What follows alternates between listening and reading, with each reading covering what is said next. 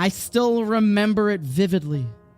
My father, my brother, and I waiting outside of the room, standing in a small room with a bunch of Hasidim, waiting for our name to be called, in which we would be then hopefully ushered in to have a short meeting with this great Gadol.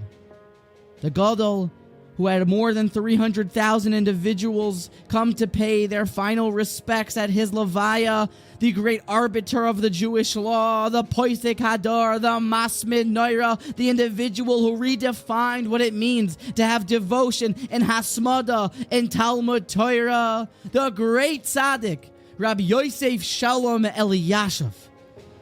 And when we were brought in, I remember feeling like this magical light hit me. I remember the books on the Svarim shelves. I remember being able to shake his rather old, frail, but certainly kind of interestingly glowing and holy hand. And then before I knew it, we were out on the street. It was over. It was a pretty cool experience.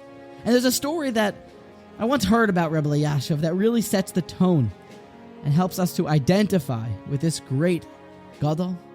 It's a story you may know, but it's a story you have to know. And it was an individual who was trying to encourage the great Gadol to be the sandik, the godfather, the companion of his child at the bris milah.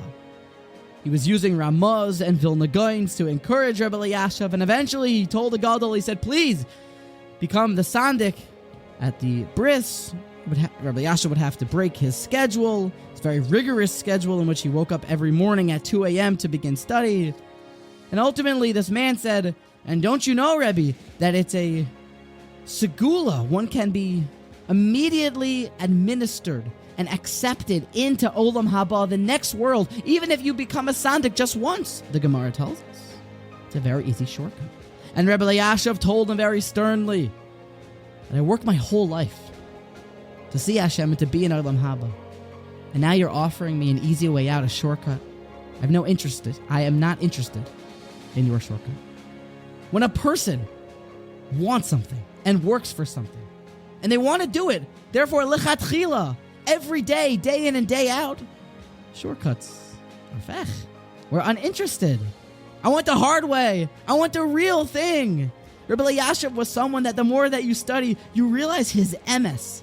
I believe there were times that he didn't even schmooze in learning because it wasn't as emes as just getting the real thing. Schmoozing even with Gedolim at times he wouldn't do because it was all about the real thing. I want it in the best way possible without any shortcuts.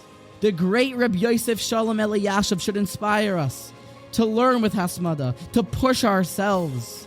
And if we can mimic his ways even 1/1000th, we will have already taken a large step forward. Zchusay Yagan Aleinu.